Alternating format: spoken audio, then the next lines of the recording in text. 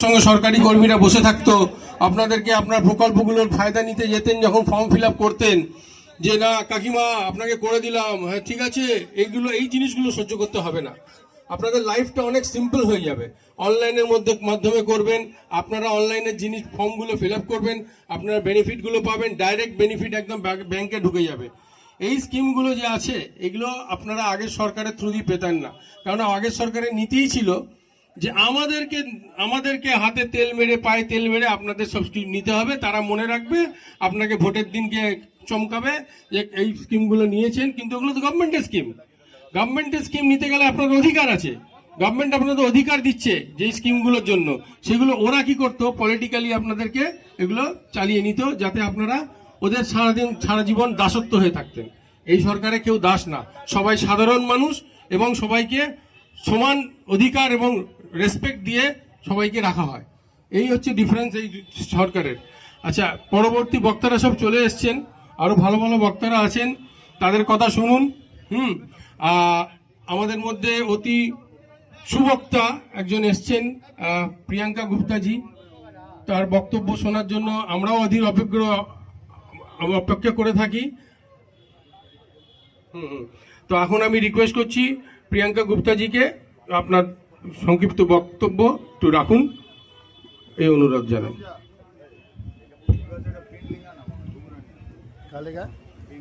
সুজিতদাকে অনেক অনেক ধন্যবাদ জানাই। আমার এখানে মাতৃশক্তিকে দেখতে পাচ্ছি, সবাই দুহাত তুলে বলুন ভারত মাতা কি, ভারত মাতা কি জয় শ্রীরাম, জয় জয় শ্রীরাম। এইবার এই স্লোগানকে কেউ গালাগালি বলতে পারবে না। যেখানে ইচ্ছা সেখানে বলবেন, যেখানে দেখা হবে সেখানে বলবেন, বলবেন জয় শ্রীরাম।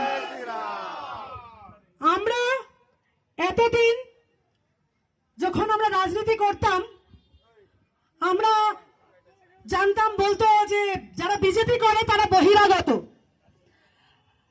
তারা ইউপির, তারা বিহারের, এটা মানুষকে বলা হতো। কিন্তু এরা ভগবান ঠাকুরকেও ছাড়েনি। এরা বলছে ভগবান রামও বহিরাগত। তাই আজ বাংলার মানুষ দেখিয়ে দিয়েছে যে কে বহিরাগত। আপনারা যখন ভগবান রামকে ছাড়েননি, আপনি কি করে দেব দেবতা, আমাদের যে পূজ্য দেব দেবী, কি করে তাদের বহিরাগত বলতে পারেন?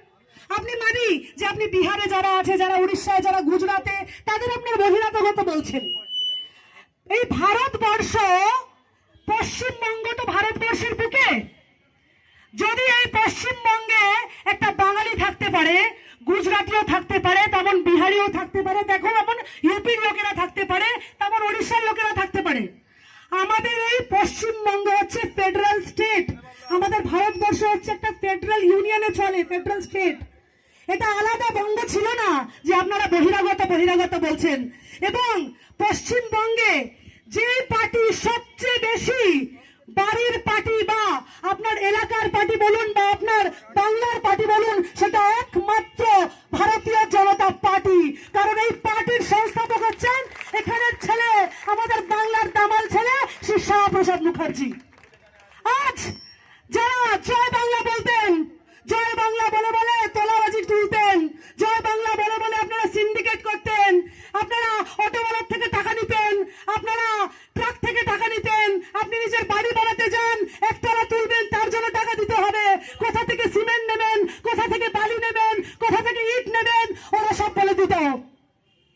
আর বলতেন জয় বাংলা বলে নিয়ে নিতেন। এই যে জয় বাংলা বলতে পারছেন কার জন্য? আজ আমাদের ডক্টর শ্যামাপ্রসাদ মুখার্জি লড়াই করে পশ্চিমবঙ্গকে ভারতবর্ষ রেখেছে। অন্য কেউ ছিল না। আজকে আমরা আপনারা বাংলাদেশে থাকতাম, তাহলে আমাদের সবাইকে বলতেই হতো তখন জয় বাংলা। কারণ এই জয় বাংলা এখানকার স্লোগান নয়, এটা জয় বাংলা হচ্ছে বাংলাদেশের স্লোগান। আর তৃণমূলের যত স্লোগান, মা মাটি মানুষ, কোথাকার স্লোগান? এটা বাংলাদেশের স্লোগান। আর যত আমরা কপি করে বাংলাদেশ থেকে, এবং বাংলাদেশের যে নীতি, মানে জেহাদি নীতি, একটা সম্প্রদায়কে এতটা সাহস দেওয়া, তাদের হেলমেট পরতে লাগতো না, তারা বিশ্ব বাংলায় স্ট্যান্ড দেখাতো।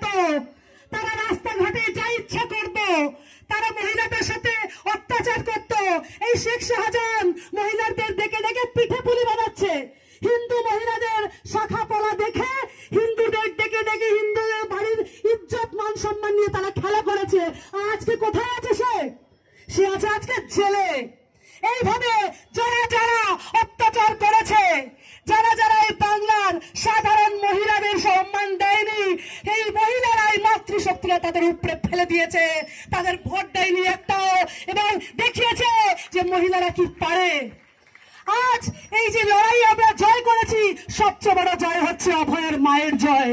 এটা অভয়ের জয়, এটা আমাদের আপনাদের থেকে অনেক বেশি তার জয়।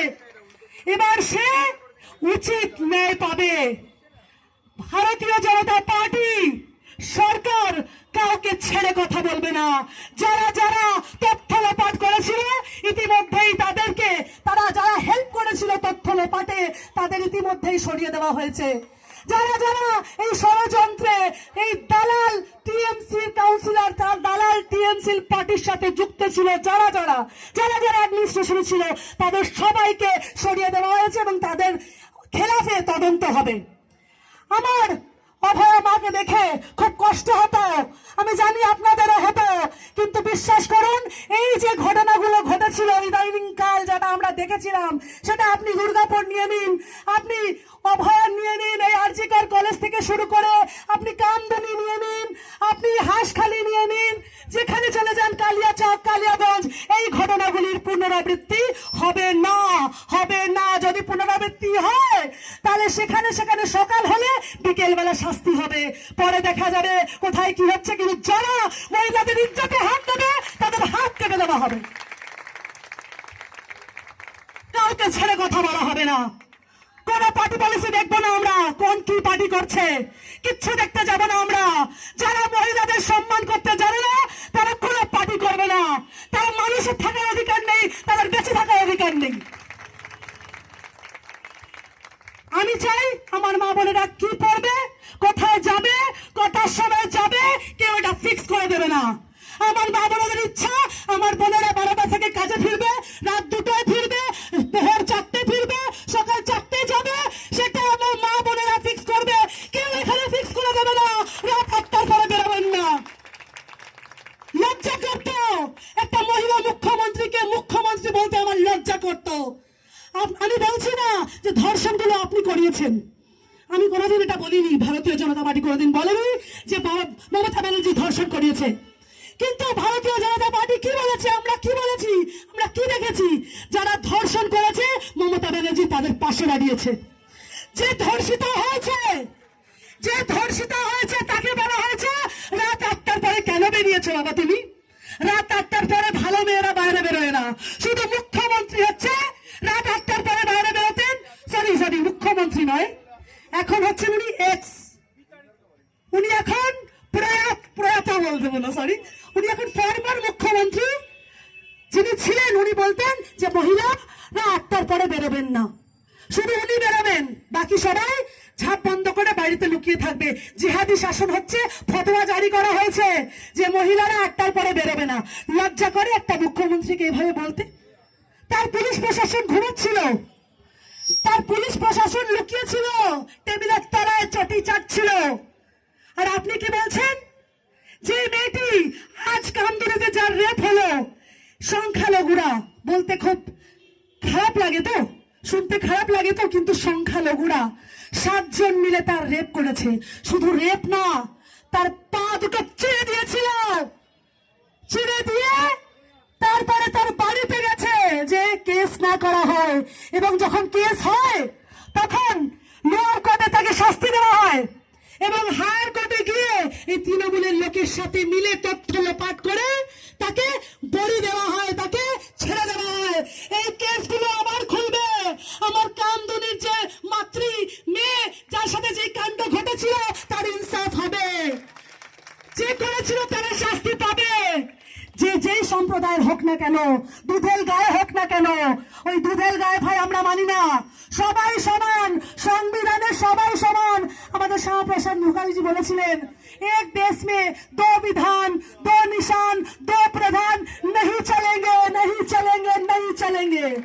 এই জন্য পুরো ভারতবর্ষে যে বিধান চলবে, পশ্চিমবঙ্গ ভারতবর্ষের বুকে আছে, এবং পশ্চিমবঙ্গ হচ্ছে ভারতবর্ষের শান, আন বান শান।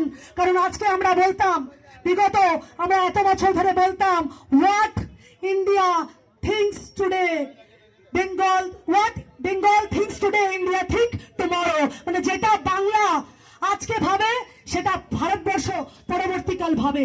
এই পশ্চিমবঙ্গকে আমরা আবার ফেরত চাই। এই পশ্চিমবঙ্গ যেভাবে উন্নতি করছিল, এই গতিটা 35 বছর এবং 15 বছরে যে নষ্ট হয়েছে, এই সংস্কৃতিটাকে যেভাবে নষ্ট করে দেওয়া হয়েছে, আমাদের ছেলে মেয়েকে যেভাবে এই অন্ধকারে এই ড্রাগস গাঁজা এইগুলোতে সংলিপ্ত করা হয়েছে, যাতে তারা আওয়াজ তুলতে না পারে, যাতে তারা মাদকের নেশায় ঘোর হয়ে যায় এবং ঠিক আর ভুলের মধ্যে কি ফারাক তারা ভুলে যায়, এটা কিন্তু আমরা হতে দেব না। একটা ছেলে যদি, বাড়ির ছেলে যদি মদ গাঁজা নেশা করে, তাহলে পুরো বাড়ির সংসারটা ভেঙে যায়, কিন্তু সেই বাড়ি পুরো নষ্ট হয়ে যায়। তাহলে আমার সাথে সাথে আপনাদেরও রেসপন্সিবিলিটি, মাতৃশক্তির রেসপন্সিবিলিটি।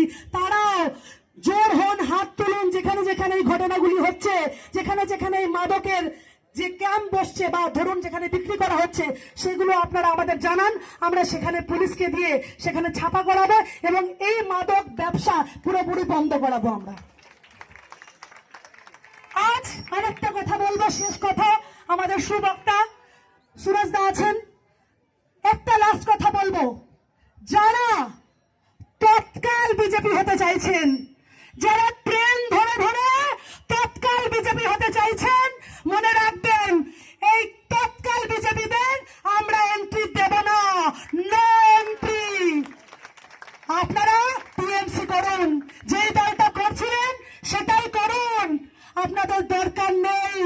আপনারা টিএমসির ঝান্ডা নিয়ে থাকুন, আমরা কিছু বলতে আসবো না, কিন্তু আপনারা আমাদের পবিত্র ঝান্ডা বিজেপি ঝান্ডাকে হাতে নেবেন না, হাতে তুলবেন না।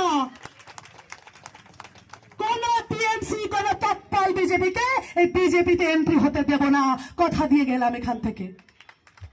ভারত মাতা কি, ভারত মাতা কি, বন্দে বন্দে, জয় শ্রীরাম, জয় শ্রীরাম।